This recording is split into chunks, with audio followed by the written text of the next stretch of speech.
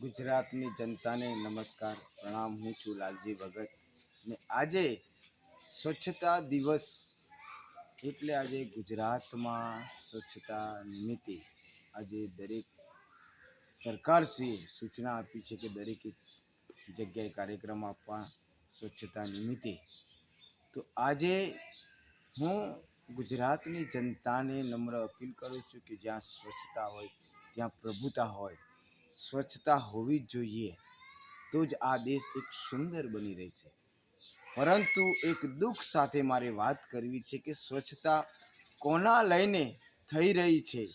એવું નથી કે ખાલી હાથમાં ઝાડુ રાખવું, ફોટા પાડવા, વિડીયો શૂટિંગ કરવું એ સ્વચ્છતા ના કહેવાય। સ્વચ્છતા તો જે લોકો સ્વચ્છતા કરી રહ્યા છે, આ દેશને સ્વચ્છતા રાખતા જે લોકોને વડાપ્રધાન નરેન્દ્ર મોદી સાહેબ જે સફાઈ કામદારોના પગ ધોઈ અને પુણ્ય લીધું છે, એવા આપણા ગુજરાતના એવા આદરણીય વંદનીય પૂજ્યનીય એવા મુખ્યમંત્રી શ્રી ભૂપેન્દ્રભાઈ પટેલ સાહેબે પણ સફાઈ કામદારનું સન્માન કરવામાં આવ્યું છે।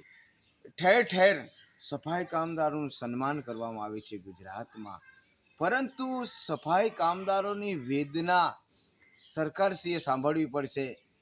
સફાઈ કામદાર તહેવાર હોય, દિવાળી હોય, બેસતું વરસ હોય, તેમ છતાંય રસ્તો સાફ કરતો હોય, ગંદુ કામ કરતો હોય। WHO ગાઈડલાઈન છે કે વધુમાં વધુ સફાઈ કામદાર આ ગંદુ કામ કરવાથી કેન્સર, ટીબી જેવા રોગો ભયંકર થાય છે ને એમની 50 વર્ષ પણ પાર કરી શકતા નહીં, એમનું મોત થાય છે।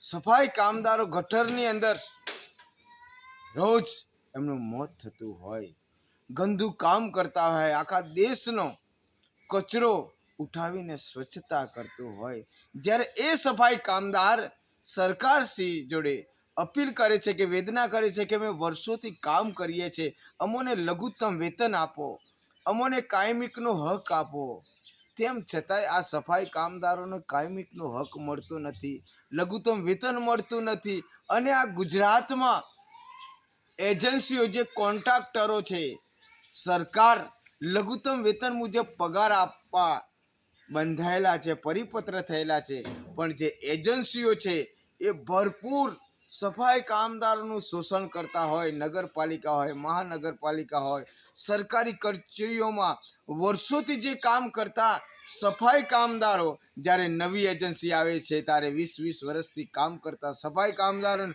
છૂટા કરી દેવામાં આવે છે। અને અત્યારે હાલના તબક્કે જે 12,000 રૂપિયા સફાઈ કામદારોને આપવામાં આવતા હતા, એ સફાઈ કામદારોને નવી એજન્સી આવે છે ત્યારે 6,000 રૂપિયા કરવામાં આવે છે। મેન પાવરમાં સફાઈ કામદારોને રાખવામાં આવે છે, પછી ચોરસ મીટર ઉપર કરવામાં આવે છે। ત્યારે ગુજરાત સરકારે જે લઘુત્તમ વેતન મુજબ જે પરિપત્ર જાહેર કર્યો છે, એ પરિપત્રના અનુસંધાનમાં એજન્સીઓ અને જે કર્મચારીઓ છે એ મિલીભગત થઈ, અધિકારીઓ મિલીભગત થઈ અને સફાઈ કામદારો જે મેન પાવર હોય છે એ ચોરસ મીટર કરી અને સફાઈ કામદારો 8 કલાક કામ કરતા હોય તો 4 કલાક કરીને ઓછો પગાર આપવામાં આવે છે। ત્યારે સફાઈ કામદારો દિવસે ને દિવસે મોંઘવારીના લઈને એમના પરિવારનું ભરણ પોષણ કઈ રીતે કરી શકે, એમના બાળકોને કઈ રીતે ભણાવે।